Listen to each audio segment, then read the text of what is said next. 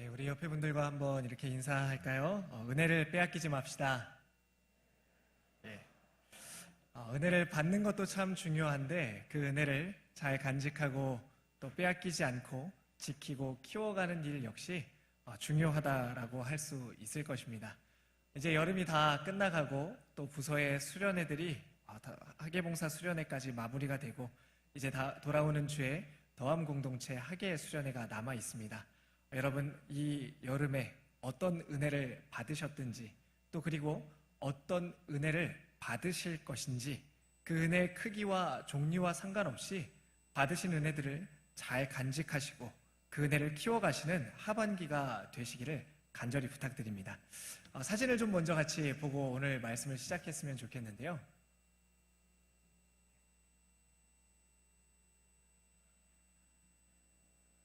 예, 기다리면 되나요?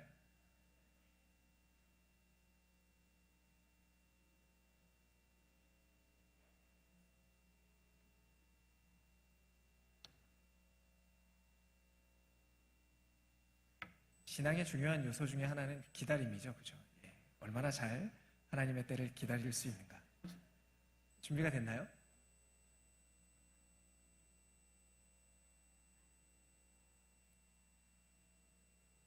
그러면 그냥 하도록 하겠습니다. 어, 아,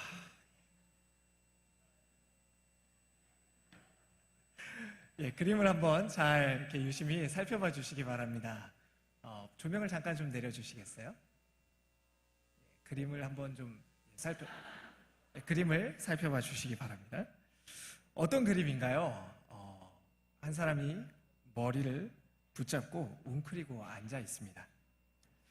이 그림을 보면서 어떤 느낌이 드시나요?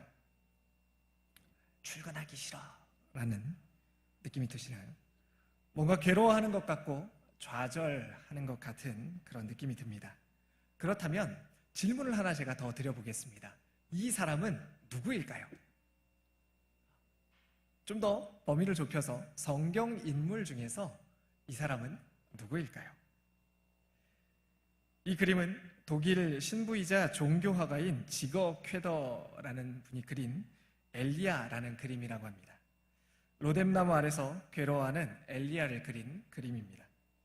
엘리야가 저렇게 웅크리고 앉아서 무엇이라고 이야기하는지 한번 들어보도록 하겠습니다. 열왕기상 19장 4절 말씀인데요.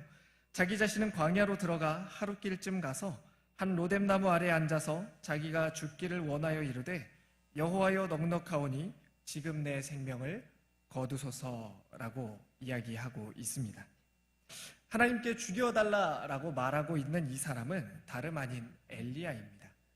엘리야라고 한다면 선지자 중에 선지자, 또 기도로서 불을 내리기도 하고 비를 내리기도 하고 많은 이적들을 행했던 그런 능력의 선지자라고 할 수 있을 것입니다. 그런데 이와 같이 아주 탁월한 능력을 가지고 또 하나님을 누구보다도 사랑하고 또 깊이 경험하고 아주 열심히 쫓았던 엘리야가 자기를 죽여달라라고 침체 늪에 빠져 있게 된 것입니다. 이러한 모습은 오늘날 우리에게도 나타나게 됩니다. 특별히 어떤 일이 끝나고 난 뒤에 침체를 겪는 경우가 많이 있습니다. 그 일이 규모가 클수록 또 큰 은혜가 임하였을수록 그 폭은 더욱더 심한 것을 보게 됩니다. 우리도 수많은 수련회와 행사들을 기획하고 치르고 또 은혜를 받지만 해마다 수련회 후에 침체를 겪는 청년들을 꼭 만나보게 됩니다. 그렇다면 우리는 왜 침체를 겪게 되는 것일까요? 특별히 큰 은혜가 임한 뒤에 왜 침체가 따라오게 되는 것일까요? 여러 가지 이유들이 있겠지만 저는 가장 큰 이유 중에 하나는 바로 의미를 찾지 못하기 때문이다라고 생각합니다.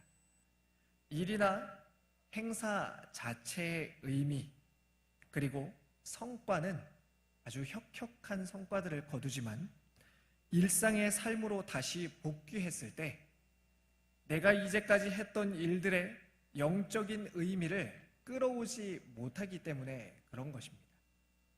한마디로 말해서 내가 열심히 했던 그 일들, 그리고 그곳에서 만난 하나님, 그곳에서 했던 모든 것들이 오늘 일상으로 복귀했을 때 나의 삶에 내가 식사를 하는 것, 공부를 하는 것, 직장에 출근을 하는 것, 그 순간과 도대체 무슨 연관이 있느냐라는 것입니다. 수련회에서 일어난 일이 내 삶에 적용되지 않는다면 그것은 의미를 상실해버리게 됩니다. 그래서 수련회와 삶이 분리되게 되는 것입니다. 은혜는 수련회에만 있고 내 삶은 계속 곤고한 채로 남아있게 되는 것이지요.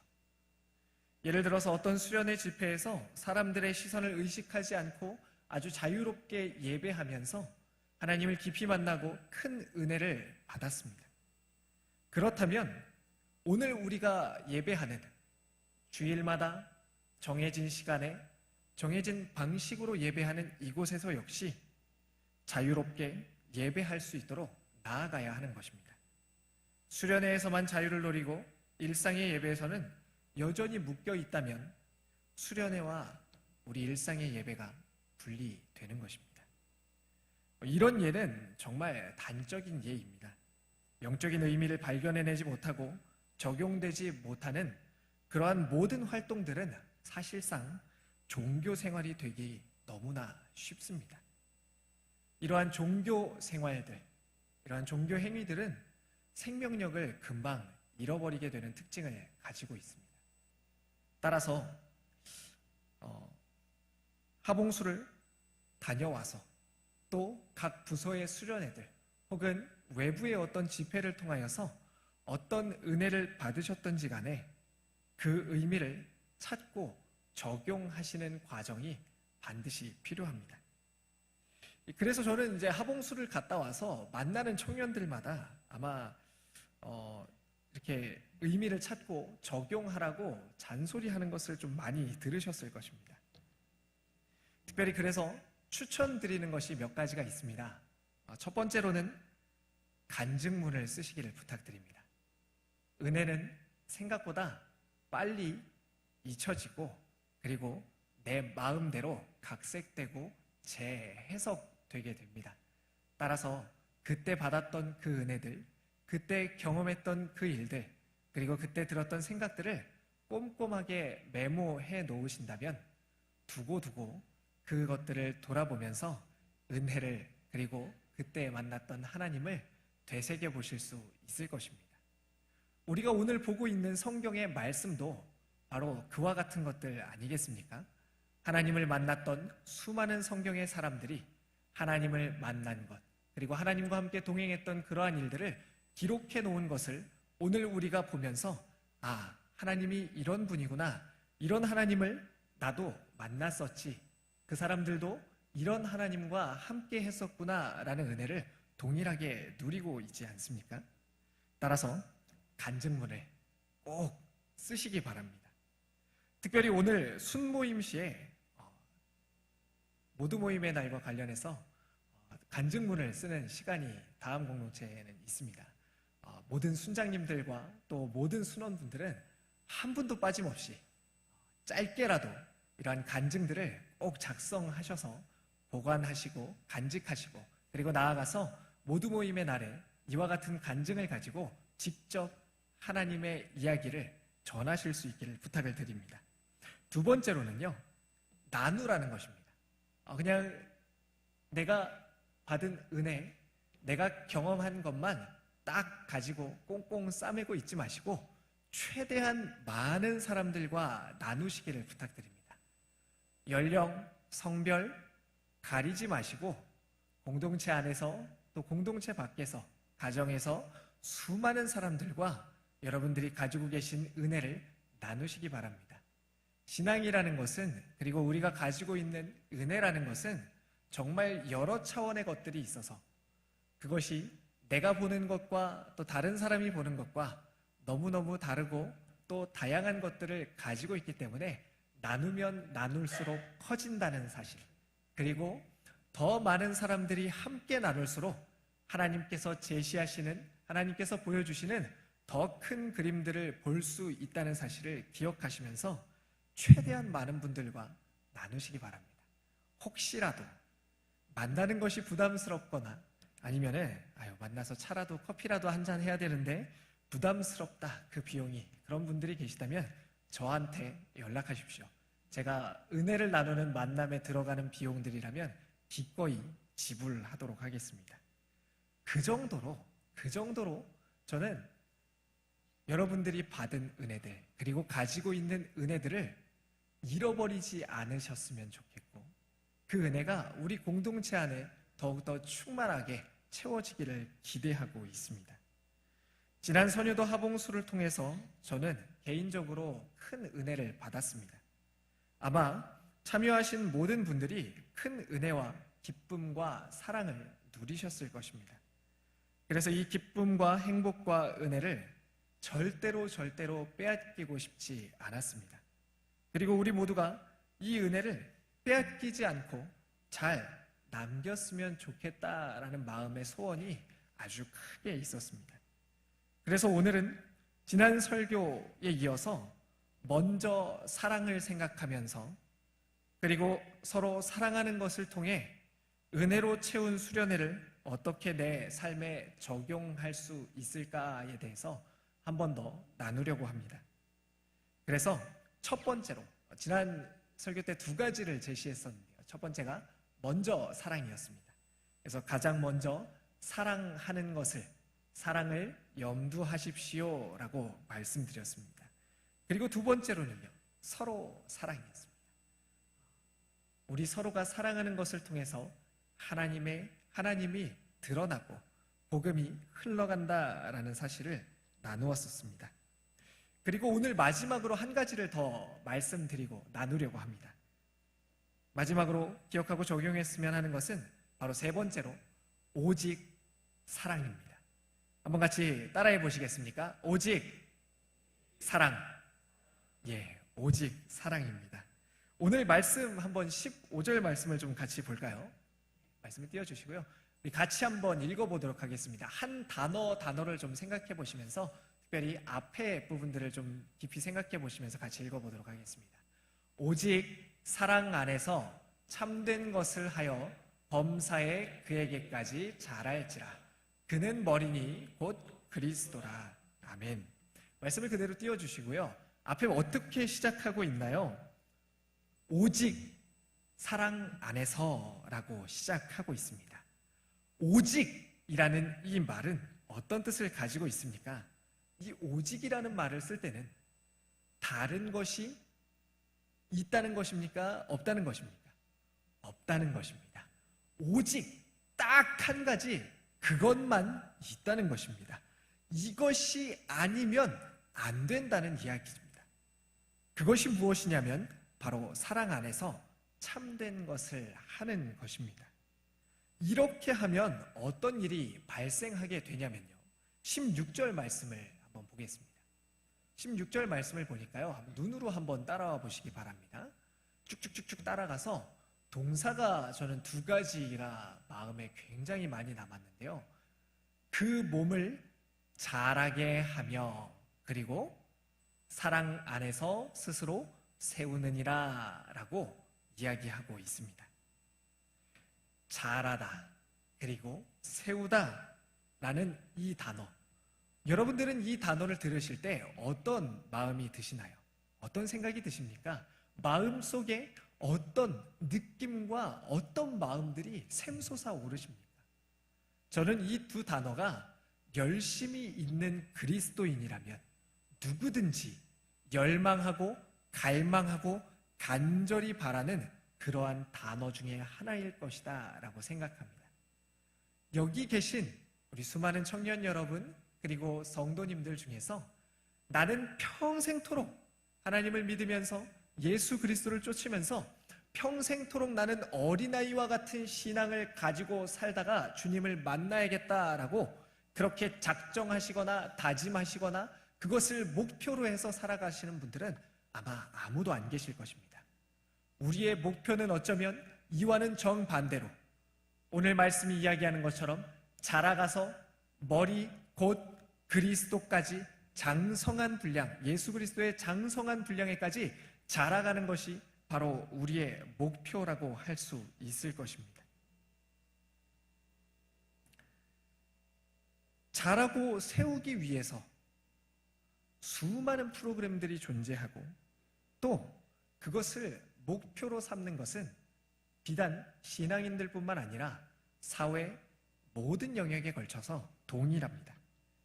정병국 국회의원의 보고서에 의하면 우리나라에서 한 명의 신입사원을 고용해서 업무에 투입할 수 있도록 성장시키는데 들어가는 비용은 18개월간 총 6천만 원 정도가 들어간다고 합니다.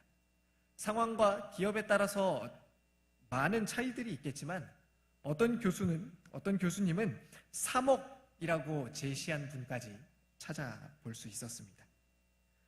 기업에서도 사람을 자라고 세우기 위한 노력은 막대한 비용과 시간을 투자할 정도로 중요한 일이라는 것입니다. 교육에서는 또 어떻습니까? 한 아이가 성인이 되기까지 엄청난 시간을 오직 배우고 성장하도록 하는데 투자하게 됩니다. 한 사람을 사람다운 사람으로 또 온전한 사회의 구성원으로 만들기 위하여서 거기에 투입되는 막대한 사회 교육적 비용과 또 인력과 노력에 대해서 한번 생각해 보시기 바랍니다. 우리 청년들 중에서도 여러분들 중에서도 아마 교육 관련된 그러한 직장에 또 직종에 근무하시는 분들이 참 많으실 것입니다. 이와 같은 모든 것들이 오직 사람을 자라게 하기 위해서, 성장시키게 하기 위해서, 세우기 위해서 존재한다는 것입니다. 성장반이 벌써 정원을 초과해서 신청이 들어왔다는 이야기를 들었습니다. 그래도 사모함을 가지고 신청해 주시기를 바랍니다. 단기 선교에 대한 문의가, 볼리비아 단기 선교에 대한 문의가 계속해서 이어지고 있습니다. 우리는 자라고 세워지는 것에 사실상 전력하고 있다고 해도 과언이 아닐 것입니다. 많은 프로그램이 있고 방법들을 고심하게 됩니다. 수많은 청년 리더들, 특별히 순장님들이 어떻게 하면 나의 사랑하는 순원들을 세울까, 자라게 할까, 온전한 그리스도인으로 장성하도록 도울 수 있을까를 끊임없이 고민하고 계십니다. 그 고민 때문에 밤잠을 설치는 분들을 제가 몇 분이나 알고 있습니다. 저 역시 사역자인데 제가 여러분들을 성장하도록 하는 이 과정과 프로그램과 또 방법에 대해서 얼마나 많이 고심하겠습니까? 그런데 성경은 이것을 제 생각과 조금 다르게 말한다라는 것을 오늘 본문을 묵상하면서 알게 되었습니다. 저는 어떻게 생각했냐면 사람을 자라게 하고 또 성장하게 하고 세우려면은 아주 좋은 어떤 교육의 체계적인 프로그램과 그리고 그것을 잘 가르칠 수 있는 사람과 또 옆에서 돕는 수많은 사람들이 있어야지만 한 사람이 성장하고 세워지고 자랄 수 있다라고 그렇게 확신해왔습니다. 그런데 16절 말씀의 뒷부분을 보니까 성경이 조금 다르게 말한다라는 것을 알 수가 있었습니다. 무엇이라고 이야기하나요? 말씀을 한 번만 좀 더 띄워주시겠습니까? 뒤쪽에 보니까요. 그 몸을 자라게 하며 사랑 안에서 어떻게 세우느니라? 스스로 세우느니라 라고 말하고 있습니다. 앞서 제가 드린 말씀을 한번 생각해 보시기 바랍니다. 한 사람을 세워가는데 혹은 한 조직을 세워가는데 한 공동체를 세워가는데 어마어마한 비용과 시간과 인력들이 소요가 되는데 만약 이처럼 어려운 일이 스스로 된다라고 오늘 말씀은 우리에게 이야기하고 있습니다. 도대체 어떻게 해서 어떤 원리로 이와 같은 일들이 스스로 세워지고 자라게 된다는 것입니까? 이런 일이 실제로 가능하겠습니까? 그렇다면 어쩌면 우리는 아무것도 해야 되는 일이 없는 것이 아닙니까? 라고 생각이 들었습니다. 그런데 이와 같은 질문을 가지고 이 여름을 돌아보니 스스로 세워지는 것을 이미나 경험했다는 것을 알 수 있었습니다. 학예봉사 수련회를 통해서 우리는 각자 자기 자리를 찾아가고 누가 가르치지 않아도 그것에서 성장하는 것을 보고 경험하였습니다. 새내기들이 선배들의 마음을 이어받아 눈물로 복음을 전하고 기도하고 섬겼습니다.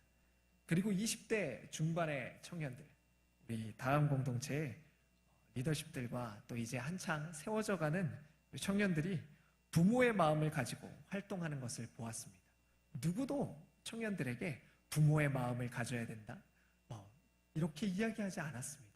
하지만 자연스럽게 스스로 자기 자신이 부모가 되어서 그곳에 있는 많은 사람들, 또 함께하는 청년들을 사랑하고 섬기는 것을 보았습니다.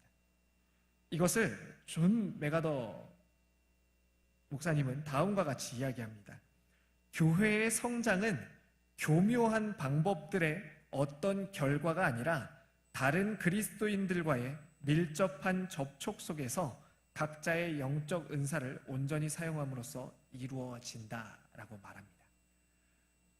교회의 성장, 특별히 그 교회가 건물을 이야기하거나 사람의 숫자가 늘어나는 것이 아니라 공동체가 건강하고 내적으로 외적으로 부흥하는 것이라고 이야기할 때에, 또한 교회라는 단어가 공동체뿐만 아니라 공동체의 구성원인 우리 각자 자신을 이야기한다라고 이해할 때 교회의 성장은, 우리 자신의 성장은, 함께하는 지체들의 성장은, 우리가 몸담고 있는 대광교회, 우리 교회 청년부 공동체의 성장이라는 것은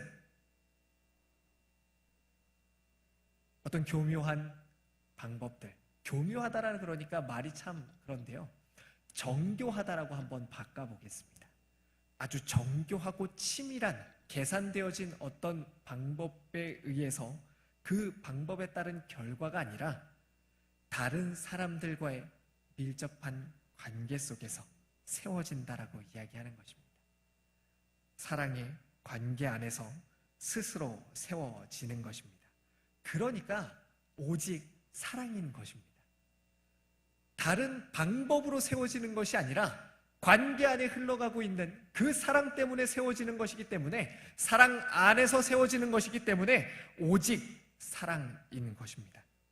우리의 궁극적인 원함, 그리스도의 장성한 분량까지 자라는 것이 사랑 안에서 되는 것입니다. 그것도 오직 다른 방법은 존재하지 않는 것입니다. 자꾸 다른 방법으로 시도하려는 유혹을 뿌리치시기 바랍니다. 다른 사람들을 어떻게 성장시키고 키워갈 수 있을까에 대해서 다른 무언가를 도입하려는 것을, 그러한 유혹들을 뿌리치시기 바랍니다. 좋은 프로그램들이 있습니다. 좋은 교육과정들이 있습니다.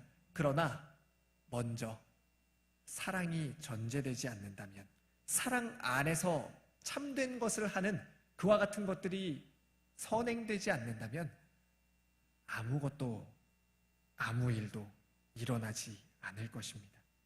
우리 주님께서 사용하신 그러한 방법들을 한번 떠올려 보시기 바랍니다. 왜 오직 사랑 안에서 하는 방법만이 옳은 방법인 것일까요? 제자들은 많은 문제가 있었습니다. 서로 누가 높은지 경쟁하고 또 다투고 시기했습니다. 제자다운 제자가 되어야 하는데 예수님과 수많은 시간을 보내면서도 여전히 제자답지 못한 제자의 모습들이 많이 있었습니다. 마치 저의 삶과도 같습니다. 그런데 그럴 때 우리 주님께서 사용하셨던 방법을 한번 떠올려 보십시오. 예수님은 이들을 때리거나 아니면 반성문을 써오라고 하거나 그 잘못에 대해서 조목조목 짚어서 왜 그것이 너희들이 무엇을 잘못하고 있는지 거기에 대해서 반성하도록 그와 같은 방법을 사용하시는 대신 제자들의 발 앞에 무릎을 꿇으시고 그들의 발을 한 사람 한 사람 하나하나 씻겨 주셨습니다. 이것이 바로 우리 주님께서 사용하시는 방법. 오늘 우리가 함께 읽은 말씀에서 오직 사랑 안에서 라고 하는 그와 같은 행동의 예일 것입니다. 그렇다면 오직 사랑을 어떻게 적용해 볼 수 있을까요?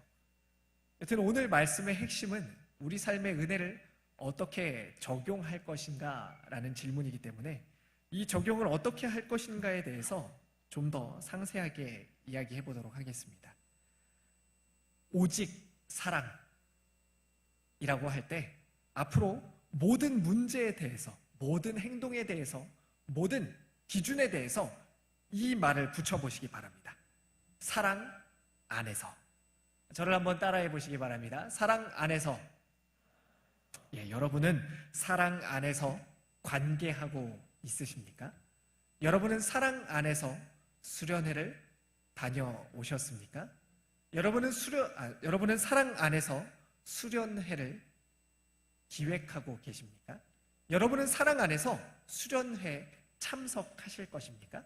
여러분은 사랑 안에서 오늘 순모임을 진행하실 것입니까? 여러분은 사랑 안에서 가정에서 살아가실 것입니까? 여러분은 사랑 안에서 학교로 개강하면서 수업으로 돌아가실 것입니까? 여러분은 사랑 안에서 다른 사람들에게 복음을 전하실 것입니까? 어떤 문제든지 어떤 일이든지 앞에 사랑 안에서라는 이 단어를 붙여보시기 바랍니다. 그래서 첫 번째로 적용할 만한 것은 바로 사랑 안에서 관계입니다.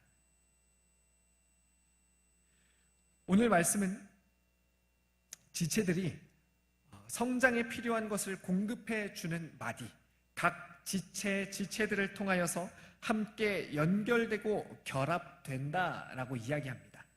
특별히 이 마디, 필요한 것들을 서로에게 공급해주는 이 마디라고 할 때 사역자라고, 말씀을 전하는 사역자라고 주석하는 학자들도 있고 좀 더 의미적으로 접근하여서 그것이 결국에는 모든 성도다라고 접근하는, 해석하는 학자들도 있습니다.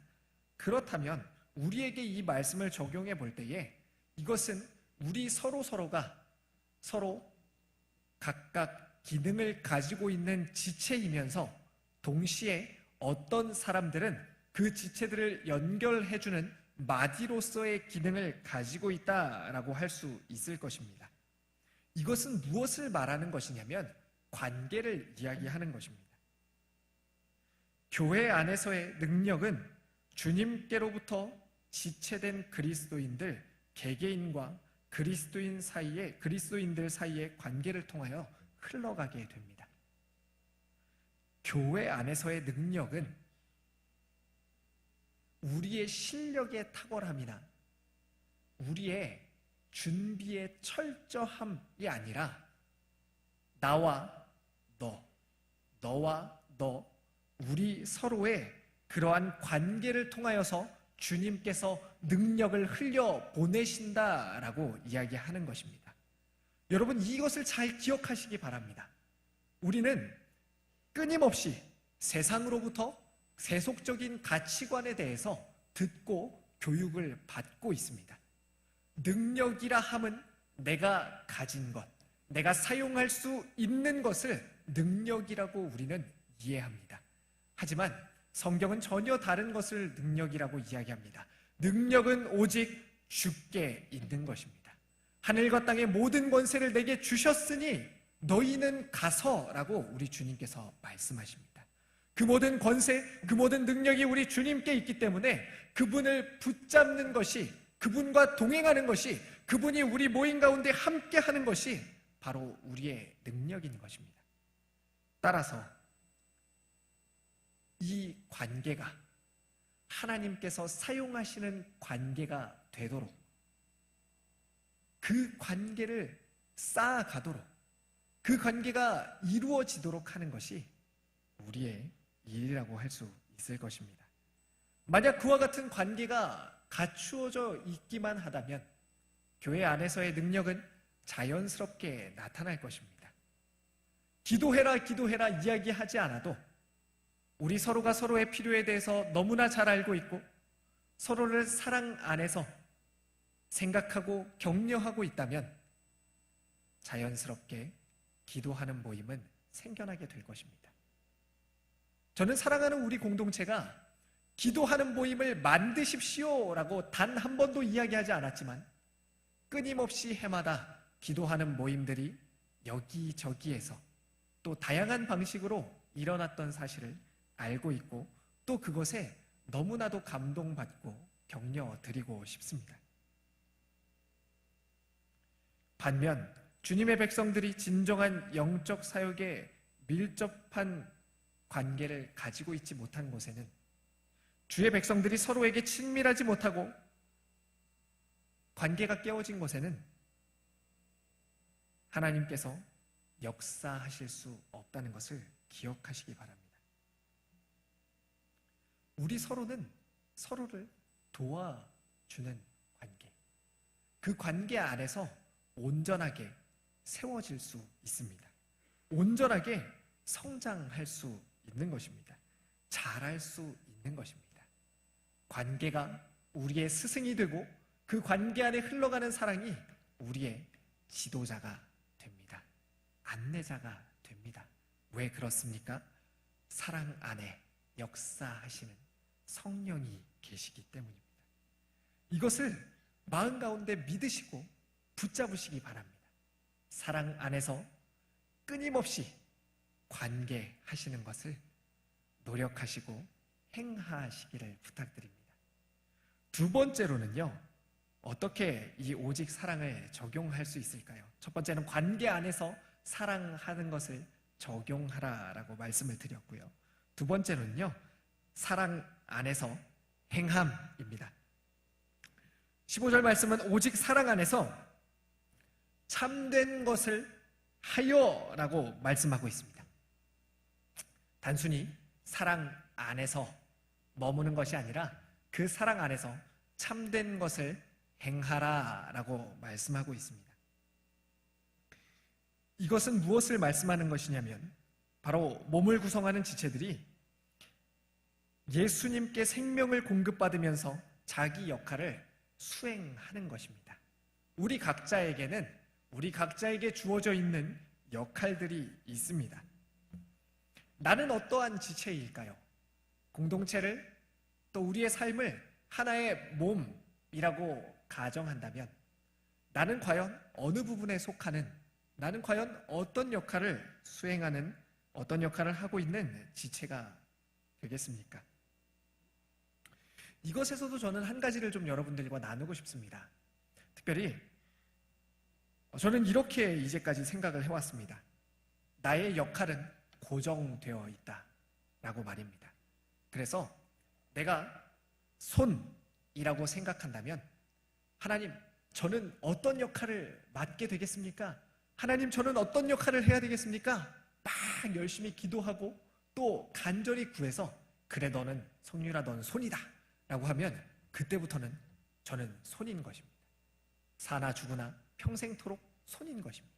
그래서 손의 역할만 충실하고 다른 역할에 대해서는 한 번도 생각해 보지 않는 것입니다. 왜냐하면 나는 손이기 때문에 그렇습니다. 그런데 다른 것을 보게 되었습니다.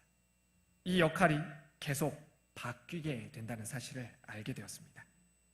우리는 끊임없이 쉬운 방식으로, 편안한 방식으로 신앙생활을 하려고 하는 그러한 유혹들이 있습니다. 고정시키고 틀을 만들고 거기에 내 신앙과 하나님을 끼워 맞추는 것을 훨씬 더 편하게 생각합니다. 그런데 그게 아닌 것입니다. 하나님, 계속해서 우리가 성장하기를 원하고 공동체는 계속해서 새로운 사람들이 몰려오게 되고 성장하게 되는 일이 일어납니다. 계속해서 변화가 있게 되는 것입니다. 그렇다면 그때마다 우리의 역할 역시 달라지게 되어야 하지 않겠습니까? 예를 들어서 저는 불과 2달 전에 집에서 제가 해야 되는 역할은, 수행해야 되는 역할은 아기를 얼르는 것이 저의 역할이었습니다. 최대한 울음을 빨리 그치도록 하는 것이 저의 역할이었습니다. 지금은요, 저희 아들의 옹알이 상대입니다. 한마디를 하면은 그 말을 나름대로 열심히 해석해서 한 10가지 정도의 문장을 만들어서 아이에게 끊임없이 이야기를 합니다. 그리고요, 조금 뒤에는 아마 나중에는 총 맞고 죽는 연기자가 되어야 할 것 같습니다. 교회 공동체 안에도 마찬가지가 아니겠습니까? 내가 신앙이 성장하고 또 나와 함께하는 사람들의 신앙이 끊임없이 변함에 따라서 또 우리가 하고 있는 여러 가지 다양한 사역들, 모이는 모임에 따라서 끊임없이 우리 자신의 섬기는 역할도 바뀌어야 되지 않겠습니까? 그래서 더욱 초점이 되는 것은 무엇이냐면 행함이 아니라 사랑 안에서입니다. 행하는 역할들은 끊임없이 바뀌게 되기 때문에 무엇을 행하는가? 어떤 이유를 가지고, 어떤 목적을 가지고, 어떤 것을 바라면서 행하는가? 사랑 안에서가 중요한 것입니다. 우리가 섬겨야 할 사람을 보면 행해야 할 것이 보이게 됩니다. 그래서 이제 여러분들이 받으신 은혜가 있다면, 또 여러분들이 새롭게 하셨던 그런 역할들, 하나님께서 맡기셨던 역할들이 있다면, 또 새로운 역할들을 하나님께서 여러분들에게 맡기시기 원한다면 주저하지 말고 사랑 안에서 그 역할들을 다른 사람에게 행하시기를 부탁을 드립니다. 그렇게 하신다면 끊임없이 은혜가 샘솟는 그런 역사가 있을 것입니다. 3번째로는요, 사랑 안에서 사랑입니다. 좀 말장난 같은데요, 다른 단어로 바꿀 수가 없었습니다. 아무리 고심하고 고심해도 사랑 안에서 사랑이다 라는 그 말만이 제 마음 가운데 계속해서 떠오르게 되었습니다. 이것은 무엇을 말씀드리고 싶은 것이냐면 바로 사랑만으로 충분할까라는 질문에 대한 답입니다. 앞서 저는 하봉수에서 큰 은혜를 받았다라고 말씀을 드렸습니다. 저는 계획하기를 좋아하는 사람입니다. 성향적으로 무언가를 계획하고 준비하고 또 검증하고 이와 같은 과정들을 통해서 세부적인 지침들을 세워놓고 그것들을 목적과 목표를 가지고 이루어가는데 익숙한 사람입니다. 그래서 저에게는 어쩌면 올해 하봉수의 주제, 사랑은 실패하지 않는다라는 이 주제가 부담이었을지도 모르겠습니다. 정말 사랑만으로 충분할까? 정말 사랑하기만 하면 여러 가지 준비가 부족하고 또 이것저것 계획되지 못한 그러한 일들까지도 은혜롭게 될까? 잘할 수 있을까? 우리의 공동체는 안전할 수 있을까? 라는 질문이 제 안에 있었다는 것을 말씀드립니다.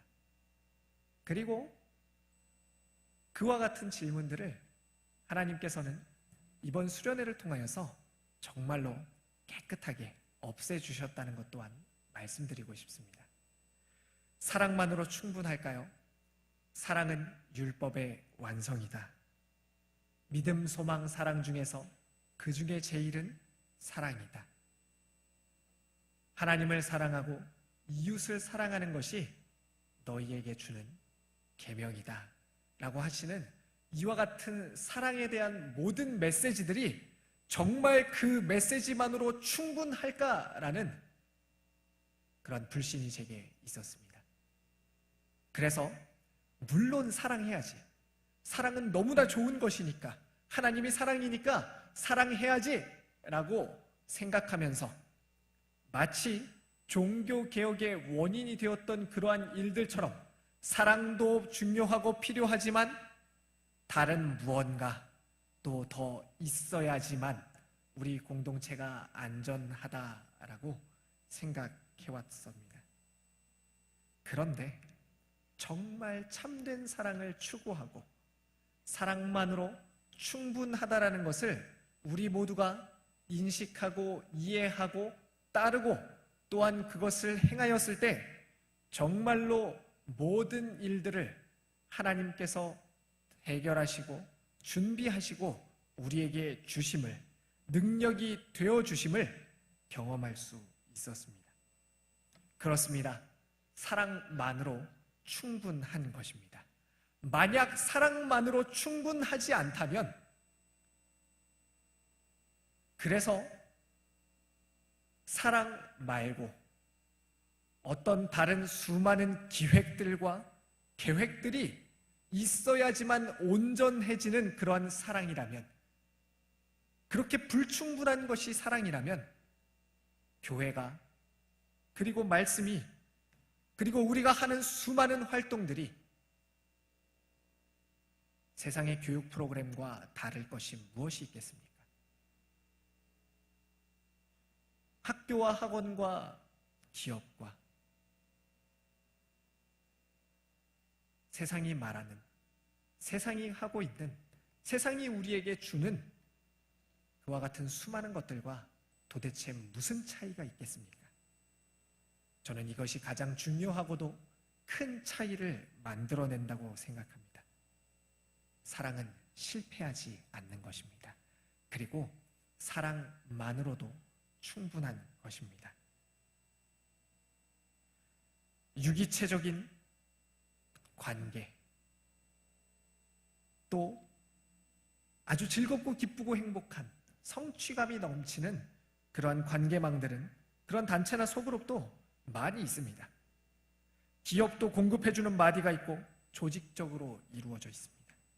봉사단체, 취미모임, 기타 그리스도는 없지만 좋은 관계망들이 사회에는 많이 있습니다.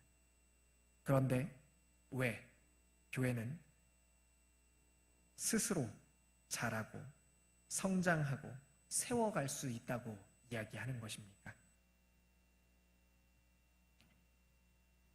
오늘 말씀을 정리해 보겠습니다. 마치려고 합니다. 어떻게 해서 교회는 세상이 드리는 이와 같은 수많은 노력들이 없다 할지라도 스스로 사람이, 그리고 공동체가 성장하고 세워질 수 있다고 이렇게 이야기하는 것입니까? 도대체 무엇을 믿고 이러한 어쩌면 허황된 이야기를 하는 것입니까? 한 가지를 기억하시기 바랍니다. 이 모든 일을 하는 것이 바로 그리스도, 우리 주님이시기 때문입니다. 에베소서는 교회와 관련된 말씀입니다. 그러니까 오늘 우리가 함께 읽었던 본문은 더 큰 문맥 안에서 살펴보자면 교회가 어떻게 하면 성장할 수 있는가, 교회는 어떤 방식으로 성장하게 되는가라고도 이해할 수 있게 됩니다. 그런데 교회의 머리가 누구냐면 장성한 분량에 이르는데 그리스도, 머리, 그는 머리니 곧 그리스도라 라고 말씀하고 있습니다. 우리 주님께서 우리의 목표이자 동시에 우리에게 사랑을 제공해 주시는 원천이 되어 주십니다. 예수님이 하신 방법, 예수님이 설계하신 프로세스, 예수님이 지정하신 도구, 그것을 예수님께서 직접 우리 가운데 살아 계시며 역사하시고 운영하시기 때문에 그렇습니다. 사랑 자체가 실패할 수 없는 이유는 하나님의 존재가 사랑이기 때문이라고 말씀드렸습니다. 그렇다면 사랑으로 관계하고 사랑으로 행하고 사랑으로 사랑하는 이와 같은 모든 우리 삶의 적용 역시 실패할 수 없는 이유는 무엇이냐면 그 사랑을 우리 주님께서 직접 실천하셨고 그것을 가르치셨고 지금도 그것을 우리에게 말씀하고 계시고 그것을 위하여서 성령께서 우리 가운데 함께 하시면서 역사하시기 때문입니다. 저는 이제 입시를 할 때 어떤 걸 가지고 준비를 했었냐면요, 수학의 정석이라는 것이 있었습니다. 정석, 이렇게 두꺼운 수학책이 있었는데요, 어느 날 한번 이런 경우가 있었습니다. 이 정석의 저자가 직강을 하는 노량진의 그러한 이제 강의가 개설된다는 것이었습니다.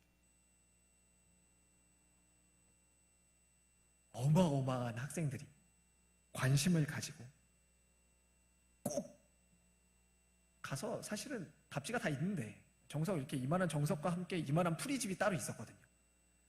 어차피 그거 똑같은 거 얘기해 줄 건데 거기에 수많은 사람들이 몰려가는 것입니다. 여러분은 원작자가 직강을 하는데 따라가지 않으시겠습니까? 여러분, 이렇게만 하면 당장 수천억을 벌 수 있습니다라고 그렇게 벌었고 그렇게 벌고 있고 그렇게 벌 사람이 직접 강의하고 이야기하는데 이렇게만 따라 하십시오라고 이야기하는데 따라하지 않으실 분이 있겠습니까? 따라 하시지 않겠습니까? 그런데요, 그 원작자가 한 번도, 역사상 한 번도 실패한 적이 없는 실력자라면, 그러한 실력이 있는 사람이라면 더욱더 그 사람이 이야기하는 방법을 따라가시지 않겠습니까? 우리가 사랑 안에서 오직 사랑으로 이와 같은 것들을 행해야 하는 것, 이와 같은 것들을 우리 삶에 적용해야 하는 이유는 무엇이냐면 바로 우리 주님께서 하신 그 사랑의 방법이, 그 사랑 안에서 행하셨던 나 같은 죄인을 사랑 안에서 여기까지 데리고 오셨던 그 사랑이 실패하지 않기 때문인 것입니다. 우리 주님께서 실패하지 않으시기 때문에 우리는 계속해서 사랑 안에서 우리가 가지고 있는 은혜들을 관계와 또 우리의 삶에 끊임없이 적용할 수 있는 것입니다. 사랑하는 청년 여러분, 그리고 성도님들, 사랑을 꼭 기억하시기 바랍니다. 그리스도인에게 사랑을 뺀다면 저희는 정말 울리는 꽹과리와 같은 그런 소음만 남을 것입니다. 하지만 어떤 죄인이라도, 어떤 실수가 있다 할지라도, 어떤 부족함이 있다 할지라도, 때론 무능함 때문에 좌절하고 낭망한다 할지라도 사랑 안에 거하기만 한다면, 사랑이 들어있기만 하다면 가장 아름다운 소리로 다른 이들에게, 또 공동체 안에서, 그리고 우리 삶의 현장에서 하나님을 높이고 찬양하는 도구로 영원토록 쓰임 받으실 수 있을 것입니다. 이와 같은 은혜가 우리 모두에게 있기를 간절히 축원드립니다.